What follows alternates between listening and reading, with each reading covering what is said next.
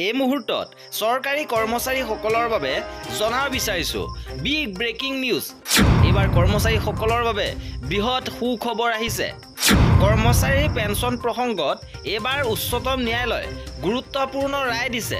কি আহিছে সবিশেষ খবৰৰ বাবে ভিডিঅ'টো প্ৰথমৰ পৰা শেষলৈকে চাই থাকিব।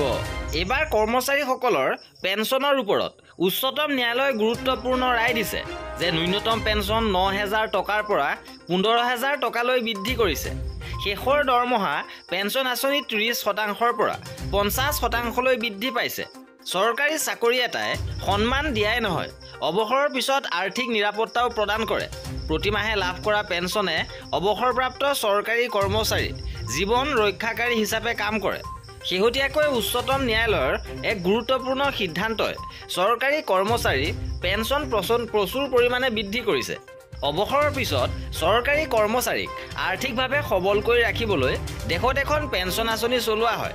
এই আঁচনিৰ অধীনত চৰকাৰী কৰ্মচাৰীজনৰ সেৱাৰ সময়ছোৱাত প্ৰতিমাহে তেওঁলোকৰ দৰমহাৰ এটা অংশ পেঞ্চনৰ পুঁজিত জমা হৈ থাকে। লগতে চৰকাৰে ইয়াত অৰিহণা যোগায়।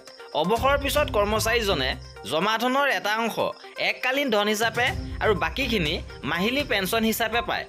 পেঞ্চনৰ ধনৰ ডাঙৰ বৃদ্ধি হৈছে যে পূৰ্বে কেন্দ্ৰীয় চৰকাৰে অৱসৰৰ পিছত তেওঁলোকৰ শেষ দৰমহাৰ মাত্ৰ ৩০% পেঞ্চন হিচাপে কৰ্মচাৰীসকলক দিছিলে। কিন্তু উচ্চতম ন্যায়ালয়ৰ শেহতীয়া নিৰ্দেশনাৰ পিছত এতিয়া এই ধনৰাশি ৫০%লৈকে বৃদ্ধি কৰা হৈছে। অৰ্থাৎ অৱসৰৰ পিছত চৰকাৰী কৰ্মচাৰীয়ে প্ৰতিমাহে শেষৰ দৰমহাৰ আধা পেঞ্চন হিচাপে লাভ কৰিব। ইপিনে উচ্চতম ন্যায়ালয়ে কেৱল পেঞ্চনৰ শতকৰা হাৰ বৃদ্ধি কৰাই নহয়, ন্যূনতম পেঞ্চনৰ পৰিমাণো বৃদ্ধি কৰিছে। আগতে ন্যূনতম পেঞ্চনৰ পৰিমাণ আছিলে ৯,০০০ টকা, যিটো এতিয়া ১৫,০০০ টকালৈকে বৃদ্ধি কৰা হৈছে।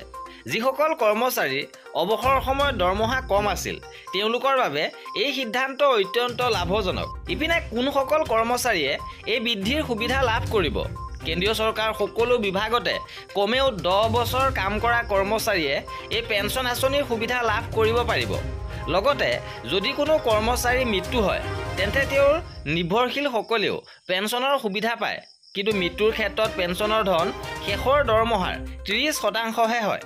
আৰু কৰ্মচাৰীসকলৰ এনেধৰণৰ খা খবৰৰ বাবে আমাৰ চেনেলটো ছাবস্ক্ৰাইব কৰি ৰাখিব। ভিডিঅ'টো শেষলৈকে চোৱাৰ বাবে বহুত ধন্যবাদ।